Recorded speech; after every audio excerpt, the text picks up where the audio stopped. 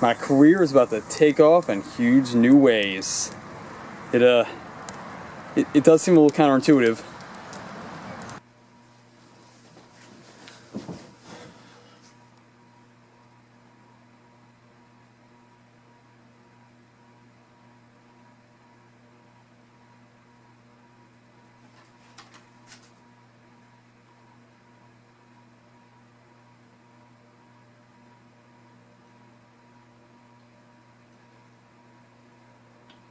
Well, fuck. Hey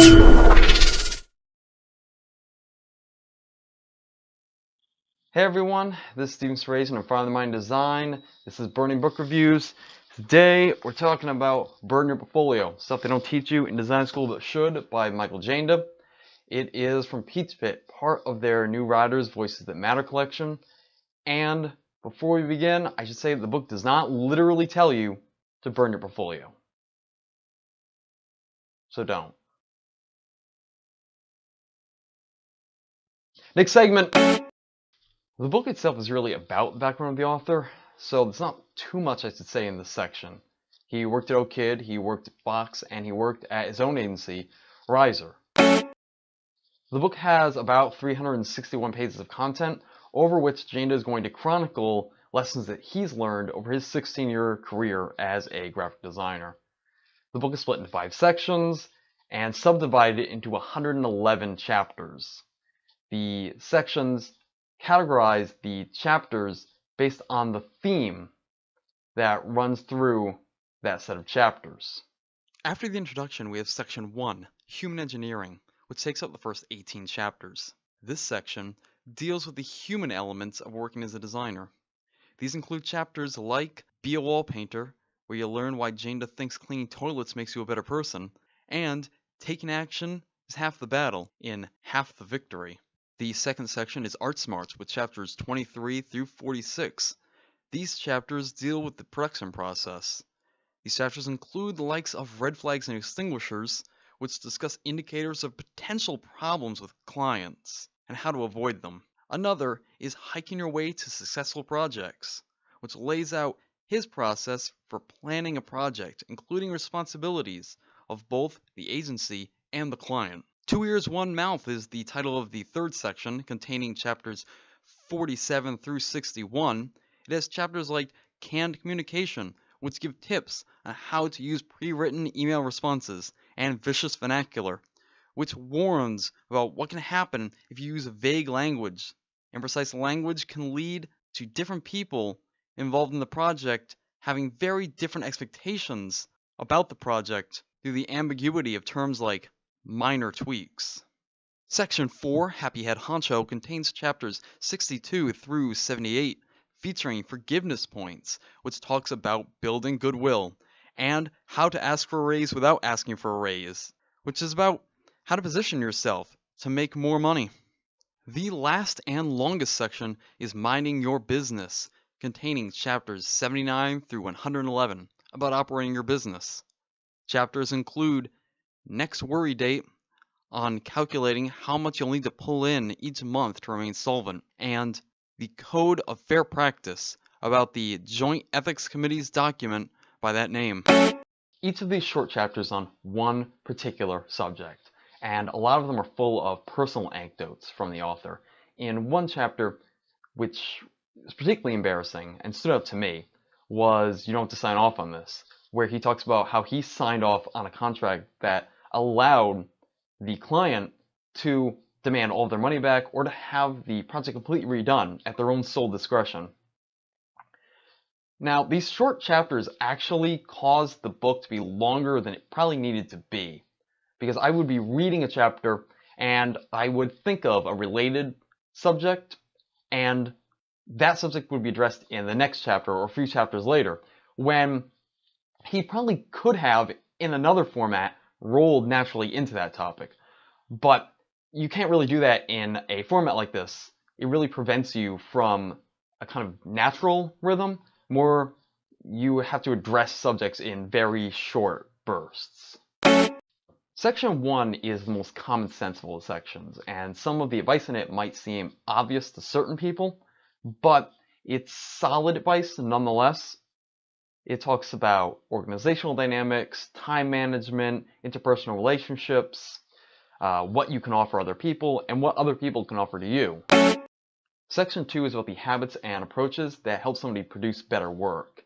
Now, some of the chapters, like It's Never Too Late for a Better Idea, or Solving End-of-Day Rush, have advice which I know people who would vehemently disagree with some of the advice given in there. But I think there are other sections like Hairy Moles, which are pretty straightforward. I don't think there's any designer who would disagree with the advice given in that chapter, or at least none that I've talked to. And there are also some fun ones in here, like Filtering Failure, which talks about the time that his team sent a piece which had some rather embarrassing dummy text. The midsection of the book, section 3, is my favorite section, and it deals with communication. I can really relate to be afraid to click send, and I often have a lot of those worries myself, even long after a project is done. And I've even thought of revisiting some of my own policies after looking at his chapter on canned communication and an army of support. And I think that a lot of clients can really relate to the issues brought up in Wait, Worry, Wonder and Avoid the WWW. Section 4 is about how to deal with clients, or for a few chapters, how not to deal with a potential client. This section is a lot like section 1, only where section 1 dealt a lot with interpersonal relationships generally, this deals a lot more with the designer-client relationship specifically. Section 5 is about the financial and organizational elements of running a design business. A lot of the advice that actually comes out in this section is advice that you might find in a business book that is generalized and not specifically about design. But I think that the way that Janda approaches it is the kind of thing I think most people, when they first hear this book, are expecting.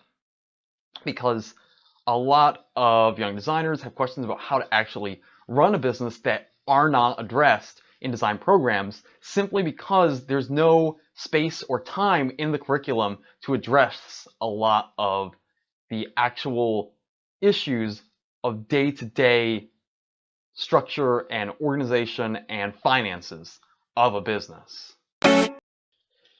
This book will not walk you through every element of the design business.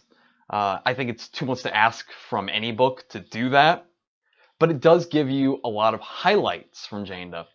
You should think of it less like an Adobe Classroom in a book, more like MIT Press's 101 Things I Learned in School. Or, in Janda's case, didn't learn in school. As I said earlier, there's a lot of very short, very snappy chapters, and that's going to be really good for people who have short attention spans or who don't read a lot or who just want to be able to read something quick while they're maybe in transport, on the subway or something like that. If you're like me and you prefer a more natural flow to the way the book's written, that could be a little distracting, but it wasn't anything too bad. I never felt like I had to stop reading the book because of that. I think that a lot of my criticisms probably will not apply, though, to most of the people in the target audience of the book, which are young designers right out of design school. A lot of them will probably prefer this format. I also think that the book might appeal to people who are more experienced in design. It's hard to tell if the cover price would really be worth it for them, but I think that a lot of them would find the book entertaining, and they would be interested to see Janda's stumbling blocks and how he overcame them, and the solutions that he found for them. So, I would recommend the book as a pretty inexpensive graduation gift for young aspiring designers right out of design school. And it's not a must-have book, but I think that there's certainly a lot to be gained out of Janda's commentary on problems that most designers are going to find themselves in at some point in their career. So, what did you think about the video? Do you like this shorter format? Shorter than the last video I did anyway. What about Burn Your Portfolio? Have you read it? Did you find the advice in it helpful? Next time, I'm going to be reviewing Design When Everyone Designs. It's a book that came out last year, and I'd really like to talk about it. So, until then... Oh, and what about the obnoxious use of typography in this video? You're a fan of that? Well, anyway, keep those fires of creativity burning, and I'll see you next time.